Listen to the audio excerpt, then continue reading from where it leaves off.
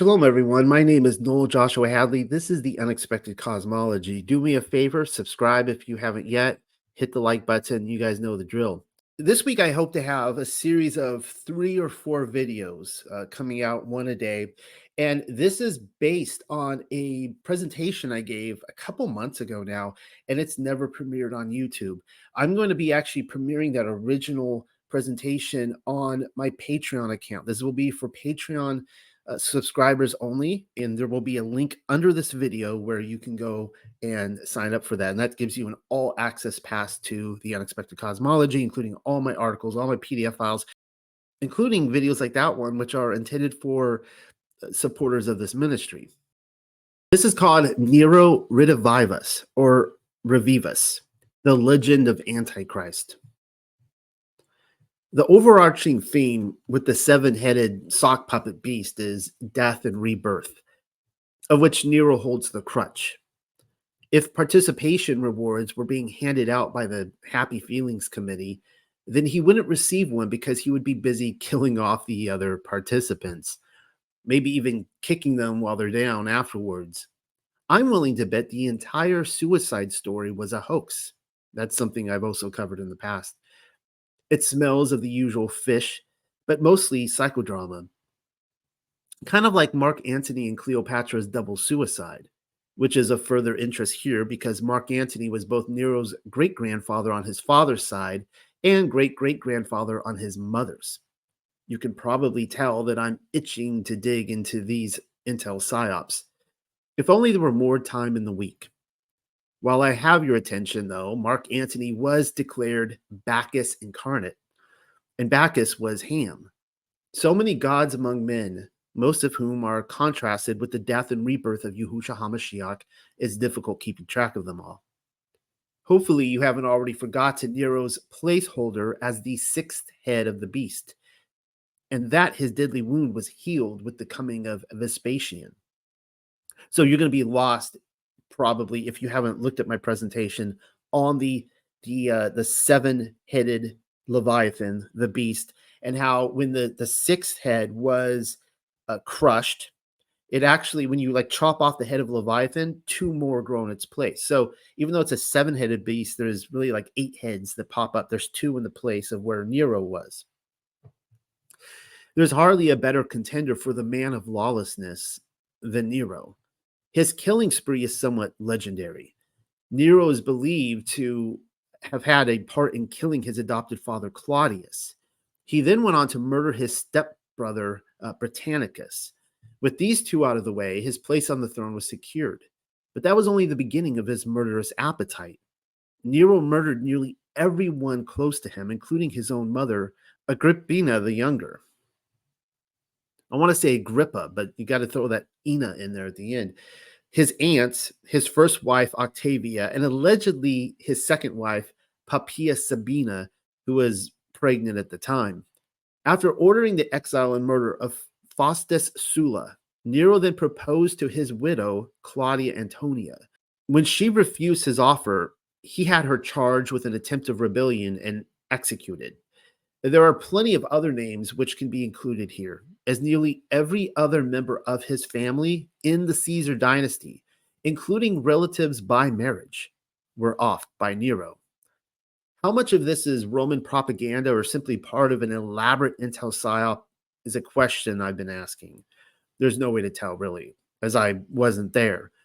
But knowing what I do now of how contemporary events unfold, the passing of the baton from Nero to Vespasian comes across as a scripted ceremony, performance witchcraft. For all I know, Caesar's family was carted off to a secure location one by one. Yes, the world was still a stage then, and Rome was certainly sophisticated enough to pull it off. You shall get a further glimpse into what I'm insinuating in just a moment. For certain, Caesar's depravity extended a hand to his unquenchable sexual appetite. In 60-70 AD, just 1 year before his suicide, Nero married the young boy Sporus, but not before he first had him castrated. Sporus then appeared in public as his wife, wearing the regalia that was customary for Roman empresses. At the time, it was noted that Sporus had an uncanny resemblance to his second wife, Poppaea Sabina. And I don't know why I just now thought of that. I can't help but wonder if uh, Sporus was his second wife. Hmm. Following Nero's suicide, Sporus became involved with Otho. If you recall, Otho was the second of four emperors who followed in Nero's wake in 69 AD. Well, Otho had also been married to Poppaea until Nero forced their divorce. After Otho's 3-month reign, ending, of course, in suicide, Vitellius intended to cast Sporus in the starring role of Persephone for a public performance of the rape of Persephone, a staple of the Eleusinian mysteries. Apparently, the play was intended to be a very real reenactment of the rape of Persephone. Sporus, however, committed suicide before the show could open. Shortly after the burning of Rome, of which Nero was said to play the lyre, the emperor built a pleasure palace overlaid with gold, ivory, and mother of pearl. Visitors were greeted by a 120-foot statue of himself. Once inside, the reported all-you-can-eat buffet court would put Las Vegas to shame. There were even panels in the ceiling that would rain flower petals and perfume upon his guests as they undressed each other. Tacitus wrote of one such orgy which went on for days. It culminated in another of Nero's marriages to a freedman named Pythagoras, whereas Pythagoras played the role of his husband while Nero filling in for his bride. Their ceremony was a public one, and on the night of their wedding, Nero loudly imitated the moans of a virgin being deflowered. There is even a game reportedly invented by Nero in which he would dress in animal skins and attack the genitals of men and women whom he had bound to stakes. Imagine getting an invite to one of those parties. No, thank you. He also ordered Locusta, a person described to us as a female assassin, to be publicly raped by a, quote, specially trained giraffe, unquote, before being torn apart by wild animals. And that's the other thing, the wild animals, the public killings. Nero's lust for blood included lighting followers of Messiah on crosses or feeding them to his beast. One notable kill included Kepha, who was hung upside down on a cross in the circus. I've already covered that episode earlier on. The fire which burned Rome in 64 AD, by the way, started from the circus.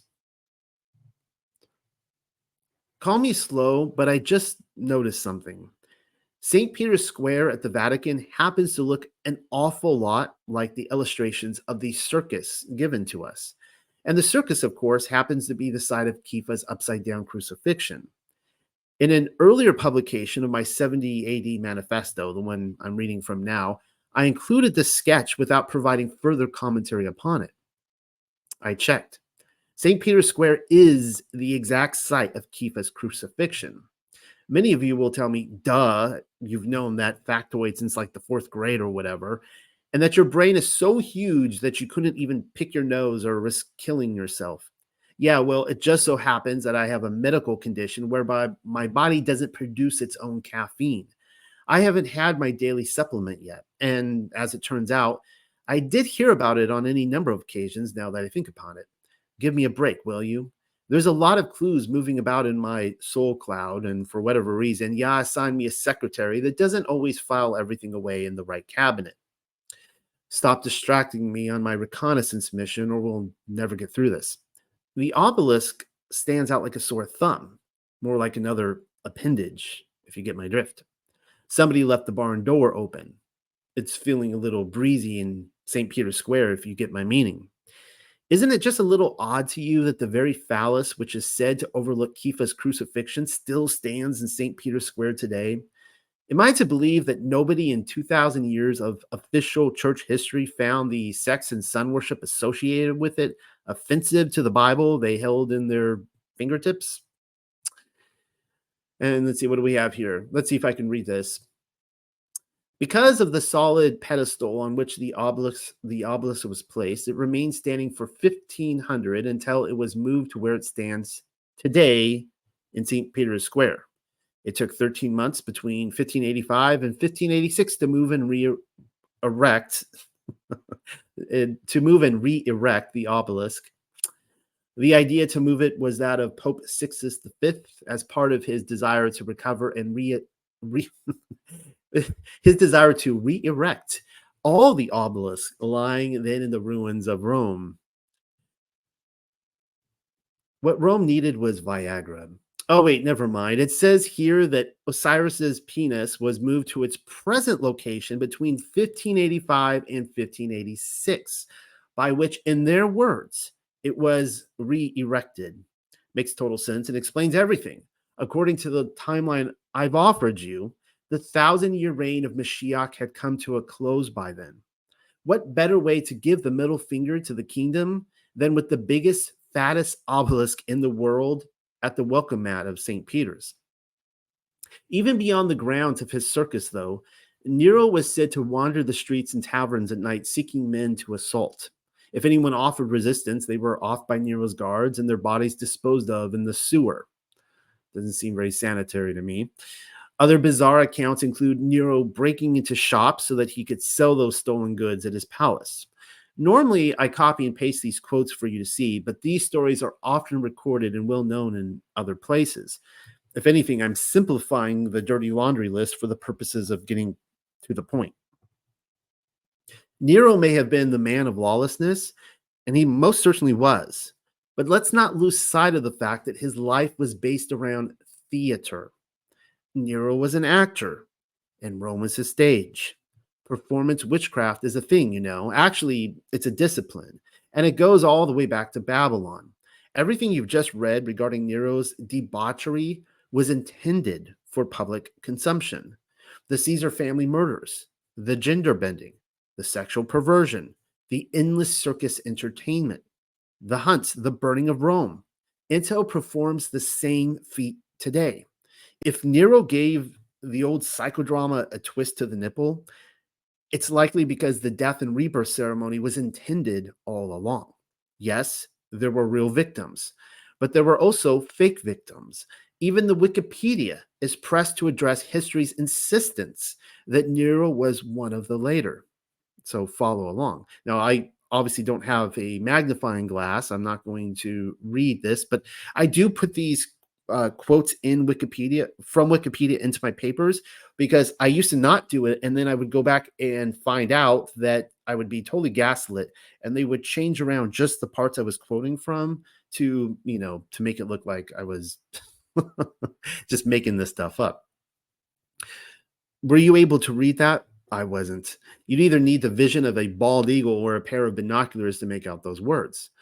I'll copy and paste the first paragraph for your convenience, and here's what it says. The Nero Redivivus legend was a belief popular during the last part of the 1st century that the Roman Emperor Nero would return after his death in 68 AD. The legend was a common belief as late as the 5th century. I wish I would have, put that in yellow as well. The belief was either the result or cause of several pretenders who posed as Nero leading rebellions. Of all the murders and suicides, including Julius Caesar, Mark Antony, and Cleopatra, why would Nero's fare any different? It shouldn't. I've pointed out time and again in my papers how the official narrative attempts to pass everything off as organic, when in fact the intel department is the one drawing up the blueprints for the folk movement. How do you pass several pretenders off as Nero? The claim is that Nero imposters were raising armies intended to incite rebellion. Excuse me while I LOL myself to sleep. Who was funding these Nero imposter armies? Also, who was going about alerting the public consciousness to the fact that Nero's suicide was a hoax? 1st century Roman truthers? Stop it, my sides are aching from laughter. Intel has their dirty little paws in everything, and I see little difference on the game board then as well as now. The second paragraph, which you were unlikely capable of reading, has the Sibylline Oracles claiming Nero escaped to Parthia. I just so happen to have read that passage and will quote it for your convenience soon enough. But then, Sibylline Oracles aside, we see this right here. Again, you need a magnifying glass to read this. It says there were at least 3 Nero impersonators who emerged leading rebellions. The first appeared as little as 1 year after Nero's death in 69. 2 more appeared during the reigns of brothers Titus and Domitian. Really, were the Flavians bored or something? In other news, Rome made Nero an enemy of the state. See how they play all sides? The only gullible people are those who believe someone is capable of fooling masses of Romans into thinking he is Nero, all on his own. I mean, I might as well go around trying to convince people I'm John F. Kennedy Jr. Who would believe it? Nobody. Again, if Nero's sightings were the immediate norm and these so called Nero impersonators were raising armies, then the most obvious deduction is that intel is behind it, aka the Flavians. I've probably said this over 100 times already. It's all psychodrama. Apparently, Nero lounged around on a couch for a few hundred years, dreaming up the grand designs of his new and improved pleasure palace once he finally got around to conquering the world with his conveniently well financed army. No, I am not an art critic, but if I were, that's what I would say is going on in this here painting. And I'd totally stick to it. I am finding quotes on the Nero Redivivus subject throughout the obscure pages of his story, by the way, and have arrived at the conclusion that Nero's return was the conspiracy theory among crazy uncles back in the day, come family gathering at Pascha and Sukkot. Of course, everyone's back alley red pill dispenser would have very likely been well acquainted with the Sibylline Oracles back in the day. Oracles which were supposedly written by Sibyl, a woman identifying herself as a native of Babylon and a daughter of Noah. And in these oracles, she writes the following: Again, another fearful man shall come, and dreadful numbering 50. And from all the cities, many noblest citizens born to wealth he shall utterly destroy. A dreadful serpent breathing grievous war, who sometimes stretching forth his hands shall make an end of his own race and stir all things, acting the athlete, driving chariots, putting to death and daring countless things. And he shall cleave the mountain of 2 seas and sprinkle it with gore, and out of sight shall also vanish the destructive man, then making himself equal unto Elohim shall he return, but Elohim will prove him not. That's the Sibylline Oracles, Book 5, stanzas 135 through 147.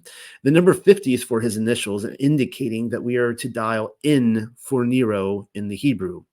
Sibyl also identifies him as a dreadful serpent, which may mean that he was possessed by the serpent, a probable conclusion to make, or that he was just as likely a son and therefore the seed of the serpent.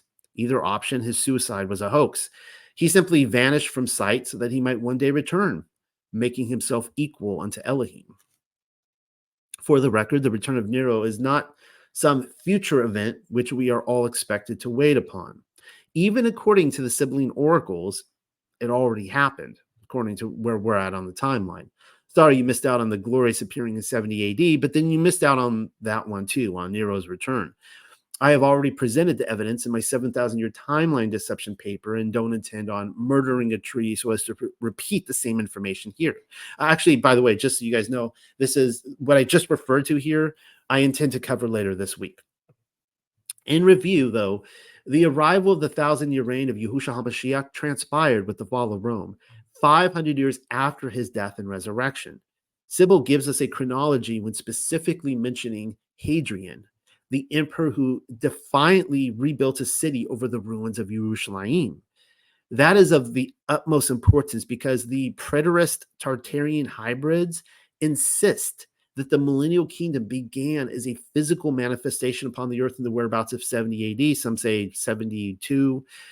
But the evidence that I've come up with says differently. And again, if you guys want to disagree, that's fine. Sibyl then insinuates Christianity's rise to prominence under Constantine, adding that there were ruling Latin sons born to him, little Latinos. And then with the first Phoenix sighting since Emperor Tiberius 500 years later, Nero arrives from the east only to be defeated by Mashiach. It's as my grandmother used to say, they simply don't teach his story like they used to. So if you're confused by what I just covered, I will be going more into depth on that, Yah willing, later this week. hopefully tomorrow. The Ascension of Yeshayahu essentially manages to say the same thing. Now, Yeshayahu is Isaiah, so the Ascension of Isaiah. I love that book, by the way. It identifies Nero as the embodiment of the serpent, but then instigates the conclusion of the world through him, through Nero and Hasatan. And so here's the passage right here. And this comes from chapter 4 of the Ascension of Isaiah. And now, Hezekiah and Shear, Yashuv, my son, these are the days of completion of the world. After it is consummated, Belial, the great ruler, the king of this world, will descend, who has ruled it since it came into being. Yea, he will descend from his expanse in the likeness of a man, a lawless king, the slayer of his mother, who himself, even this king, will persecute the plants, the called out assembly, which the 12 apostles of the beloved have planted. Of the 12, one will be delivered into his hands. This ruler of the 12 that one will be delivered in his hands, that's a reference to Kepha. This ruler in the form of that king will come, and there will come with him all the powers of this world, and they will hearken unto him in all that he desires. And at his word, the sun will rise at night, and he will make the moon to appear at the 6th hour, and all that he has desired he will do in the world. He will do and speak like the beloved, and he will say, I am Elohim, and before me there has been none. And all the people in the world will believe in him, and they will sacrifice to him, and they will serve him, saying, this is Elohim, and besides him there is no other. And the greater number of those who shall have been associated together in order to receive the beloved, he will turn aside after him. And there will be the power of his miracles in every city and region. And he will set up his image before him in every city. And he shall bear sway 3 years and 7 months and 27 days. And many believers and Kodashim, having seen him for whom they were hoping, who was crucified, Yahushua HaMashiach. After that, I, Yeshayahu, had seen him who was crucified and ascended. And those also who were believers in him, of these few in those days will be left as his servants, while they flee from desert to desert, awaiting the coming of the beloved. And after 1,332 days, Adonai will come with his angels and with the armies of the holy ones from the 7th heaven, with the glory of the 7th heaven, and he will drag Belial into Gehenna, and also his armies. And he will give rest to the holy whom he shall find in the body in this world, and the sun will be ashamed. And to all who, because of their faith in him, have execrated Belial and his kings. But the Kodashim will come with Adonai with their garments, which are now stored up on high in the 7th heaven. And Adonai, or with Adonai they will come, whose Ruachoth are clothed. They will descend and be present in the world, and he will strengthen those who have been found in the body, together with the Kodashim, and their garments of the Kodashim, and Adonai will minister to those who have kept watch in this world. The Ascension of Yeshayahu, chapter 4, verses 1 through 16. The lawless king is obviously Nero. He is identified as the slayer of his mother. There's your first clue, because he had some serious mommy issues, and also the persecutor of the church. And that was, again, Nero. The one who was delivered into his hands was Kepha, as I pointed out. It is at that point in the passage when the text breaks between two separate mile markers. Everything that follows is future tense to the fig tree generation, though still a past memory for us, albeit scrubbed. It has to be that way. There is no other way around it. I have read chapter 4 repeatedly over the last so many years and never could make sense of the linear events until the Nero Redivivus theory came into my peripheral view. Read verse 4 again. The ruler in the form of that king indicates that Belial would descend from his realm directly below the firmament so it's saying that, he's the prince of the power of the air. He's not above the firmament. He's below the firmament. Indicates that he would descend from his realm directly below the firmament with the appearance of the man who'd earlier hung Kepha upside down. The world was promised to worship Nero as Elohim because he's all about the tub thumping, getting knocked down, but then getting up again, pissing the night away and all that. I have just given you a 90s reference, and you had to have been there, I guess. The same text promises that Belial would be dragged into Gehenna with all of his armies at the appearance of Yahushua HaMashiach, arriving from the 7th heaven with his armies. I will remind you that the temple hadn't even been destroyed at the moment of his gunshot wound to the head. I will even go so far as to quote the scholars on this particular outing. The common consensus is that the Ascension of Yashayahu is a late first century Christian text. Now, normally, I could care less about agreeing with their timestamps, and the sentiment still applies here. I simply want to point out that Nero's life had already been told by this point, if what they're saying is true, and nothing that we read here matches what we know.